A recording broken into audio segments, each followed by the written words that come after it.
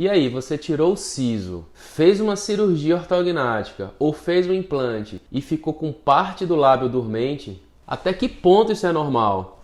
Assiste o vídeo que eu te conto. Bora girar no mundo bucomaxilo?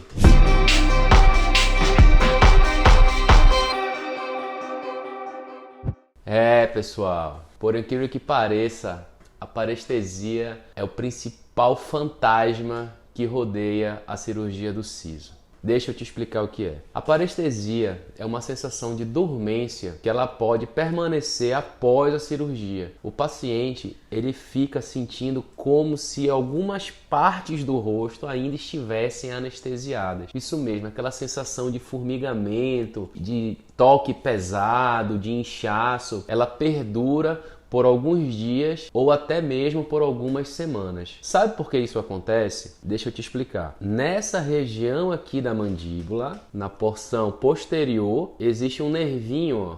Deixa eu tirar aqui para você ver. Tá vendo esse nervinho vermelhinho aqui? Aqui, pronto.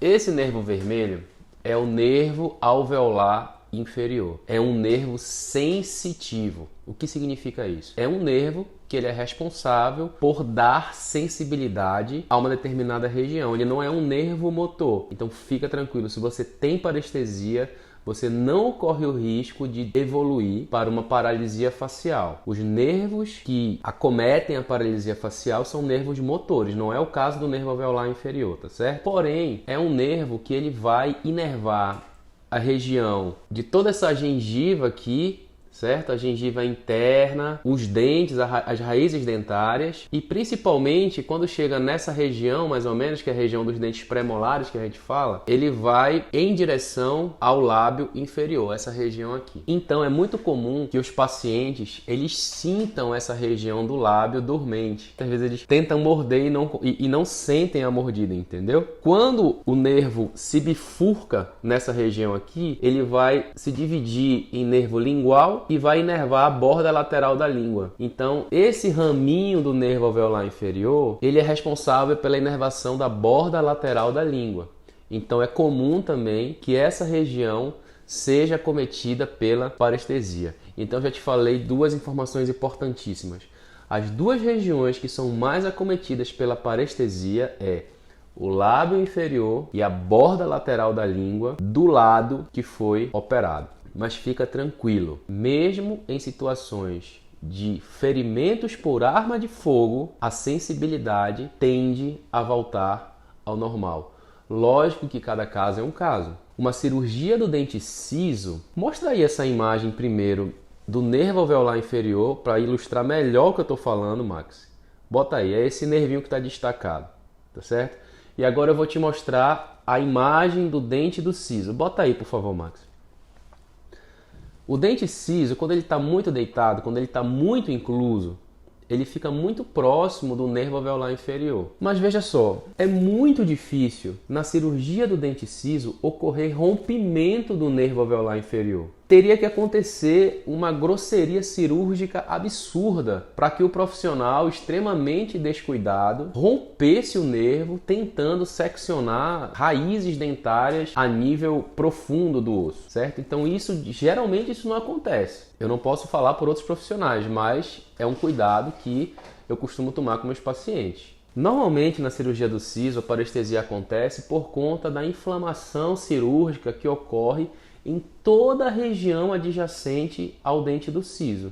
Então, quando você tira um dente, quando você faz uma cirurgia, ocorre um edema muscular, ocorre um descolamento tecidual que vai gerar um hematoma no local. E o próprio dente, quando ele é removido, ele pode friccionar e ele pode raspar na parede do nervo. E isso causa uma inflamação pós-operatória, como ocorre em qualquer outro tecido, certo? Qual é o problema?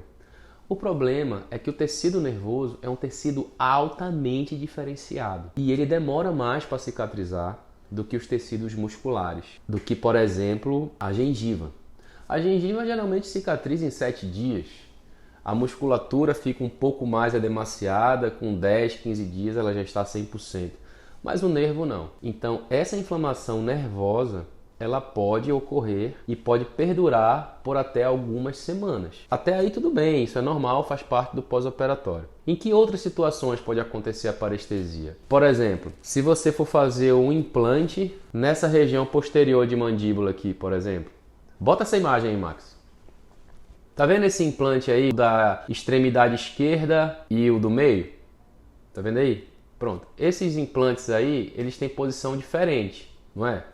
Tem um que está tocando no nervo e tem outro que não está. Então, esse implante que está tocando no nervo, que foi cirurgicamente posicionado de forma errada, provavelmente vai causar um quadro de parestesia. Se você for fazer, por exemplo, uma cirurgia ortognática, bota essa imagem aí, Max. Cirurgia ortognática, a gente precisa fazer uma osteotomia na mandíbula que eu preciso afastar duas bases ósseas, que é justamente o local onde o nervo alveolar está situado. E mais, eu preciso deslizar essas bases ósseas. Então é normal que na cirurgia ortognática ocorra parestesia. Nenhum problema com isso, tá certo? Se você teve uma fratura de mandíbula, aí a conversa muda um pouco. Por quê? Porque na fratura de mandíbula, provavelmente houve o deslocamento dos fragmentos ósseos e provavelmente houve a ruptura do nervo. Mas lembra que eu te falei que mesmo nessas situações a sensibilidade volta ao normal? Às vezes, nos casos de ferimento por arma de fogo, de fratura, não volta 100% ao que era antes.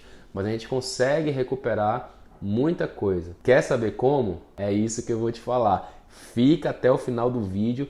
Aproveita e já segue aí no Instagram, curte, compartilha, conta para todo mundo que o que eu vou te falar é o mais importante para a parestesia. Preste atenção. Quanto mais cedo você tratar a parestesia, mais fácil é de tratar. Quanto mais cedo você tratar a parestesia, mais fácil é de tratar. Então você pode começar a tratar sozinho a sua parestesia. Como? Pessoal, é simples, estimulando o nervo.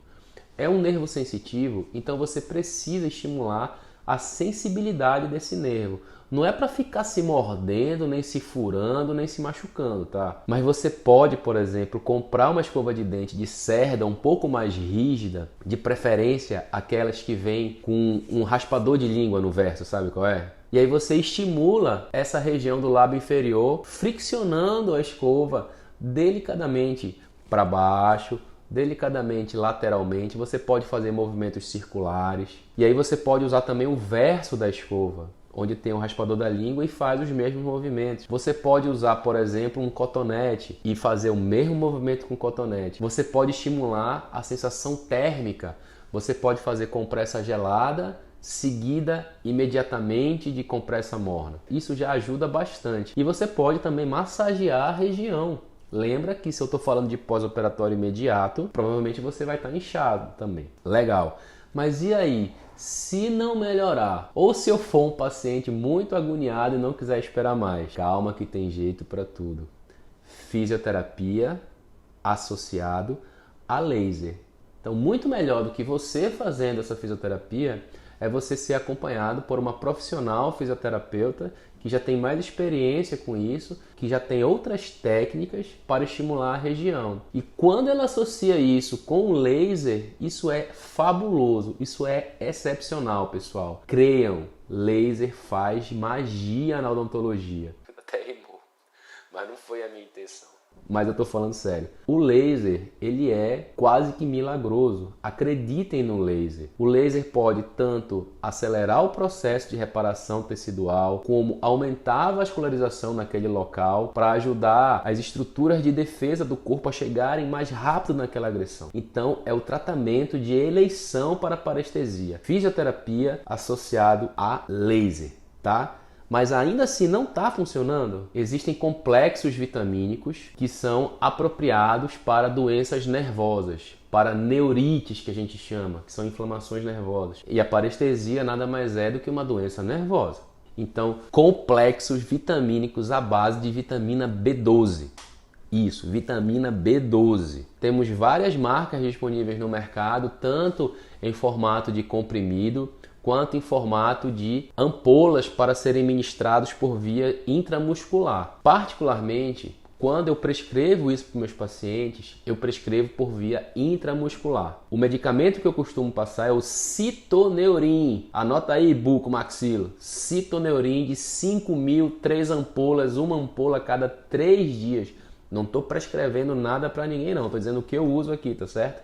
Até porque você precisa falar com seu bucomaxilo antes de comprar essa medicação na farmácia, tá certo? Se você não gosta de injeção, tem o Etna comprimidos. O Etna é um complexo vitamínico, geralmente a apresentação dele tem 90 comprimidos, mas ele tem um custo um pouco mais alto. Mas se você não quer tomar a vitamina B12 nem por via injetável, nem por via oral, você pode adicionar isso na sua dieta, se é que você já não come. Marca a tua Nutri aqui nesse vídeo. Vísceras animais, coração de galinha, coração de boi, fígado, sururu não, fígado, sarapatel, quem aqui do Nordeste sabe. Então, o cuidado que você tem que ter é que esses alimentos eles não podem ser fritos, não podem ser na brasa nem na chapa. Tem que ser feito de panela, tá certo? Como é que chama aí na tua região? Aqui em Recife a gente chama guisado. Então você pode adicionar isso, fígado guisado, coração de galinha guisado, tá bom? Mas fica tranquilo, a parestesia ela é reversível em 100%